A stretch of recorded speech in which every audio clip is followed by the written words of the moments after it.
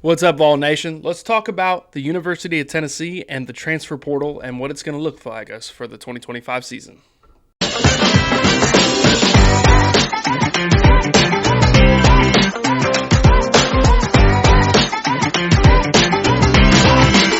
Introducing Dubby, the energy drink for all your needs. Whether it's to fuel you for your workouts, provide energy for intense gaming sessions, or boost you for content creation, it's simple. Pour, shake, and enjoy with absolute bursting flavor. With so many different flavors of energy mix to choose from, my personal favorite being Dragonade, hydration packets to keep your hydration at its peak, shakers to collect, and apparel to wear, this is the reason I choose to use Dubby for my day-to-day activities. Visit their website now and use the link in the description and use code TITAN529 to get 10% off all their products. Vol Nation, so let's talk about Tennessee Vols and their transfer portal. But first, we're going to just drop the winter portal list real quick. We're going to talk about who we added and who we lost. So let's start with who we lost in the winter portal. First, we lost Caleb Perry, linebacker, to Louisville. Wide receiver Squirrel White to Florida State. That obviously was a tough loss for us. Tennessee, tight end Holden Stays out of Indiana. Tight end Charlon Browder to ETSU. Defensive end Jason Jenkins to Florida State. Defensive back Christian Harrison to Cincinnati. Running back Cam Seldon to Virginia Tech. Wide receiver Nate Spillman to Charlotte. Wide receiver Nathan Lecoq, Purdue. Wide receiver Chase Nimrod to South Florida. Quarterback Ryan Dameron to Stephen F. Austin. Linebacker Jalen Smith to Mississippi State. Cornerback Jordan Matthews to Vanderbilt. Wide receiver Caleb Webb to Maryland. Running back Khalifa Keith to Appalachian State. And offensive lineman Bison Lang to Troy. We gained offensive guard Sam Peddleton out of Notre Dame. Offensive guard Wendell Moe out of Arizona. Running back Star Thomas out of Duke. And wide receiver Amari Jefferson out of Alabama. So that was the winter portal. So let's talk about the spring portal and who we lost and who we've gained. So one of the biggest losses to us obviously was safety Jacoby Thomas, who went to the Miami Hurricanes. He played last year or the last two seasons he's played 13 games. He's had pretty good stats, and he actually was going to be a competing starter for us next year. And I think that honestly, this is a big loss to our secondary for sure, because that brings experience as well as obviously a potential starter for us. So that hurt quite a bit in our secondary, which is already hurting as is. And it was doing our secondary did really well last year, but this really hurt it quite a bit.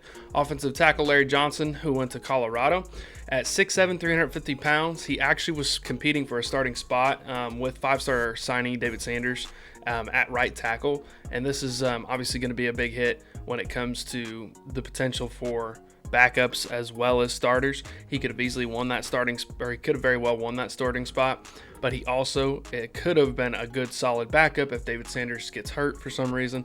So this will hurt for sure when it comes to depth. Wide receiver Dayton Sneed actually signed to North Carolina on April 22nd. He didn't do much for us the past couple seasons. However, he did have 3 years of eligibility left, so he could have been a long-term asset for us for sure, but I don't think that he's gonna make much of a big difference when it comes to our 2025 season. Offensive lineman Aiden Bussell actually went to West Virginia, transferred to West Virginia, and he was a redshirt in 2023, and he played 3 games last season. He was a 3-star recruit. He wasn't the biggest asset that we lost for sure, but it could, again, comes back to depth as well. Depth was another one having that depth is another one that really hurt us. We lost defensive back Christian Charles to Virginia. He was a 5th-year senior, and he has played in 30 games with 7 starts over the past 4 seasons.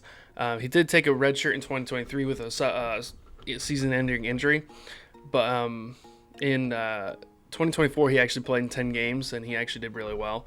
He sat out for spring practice because he was actually rehabbing an injury, but this also is another hit to our defensive backs in our secondary due to the experience, obviously, because he was a 5th-year senior, as well as he was probably going to be a starter and a quarterback for us, but he just was plagued with injuries anyway, so this could have been a hit or miss, really, but either way, it does still hurt us at the secondary for sure, especially already after what we've already lost.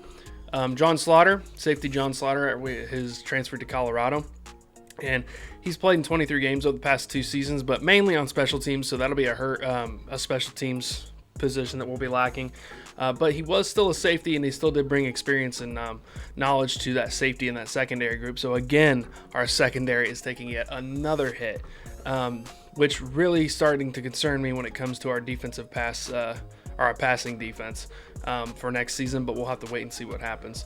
And then obviously the big one that everybody has been talking about all around the world, quarterback Nico Iamaleava went to UCLA after a contract dispute, asking for more than he was worth, honestly.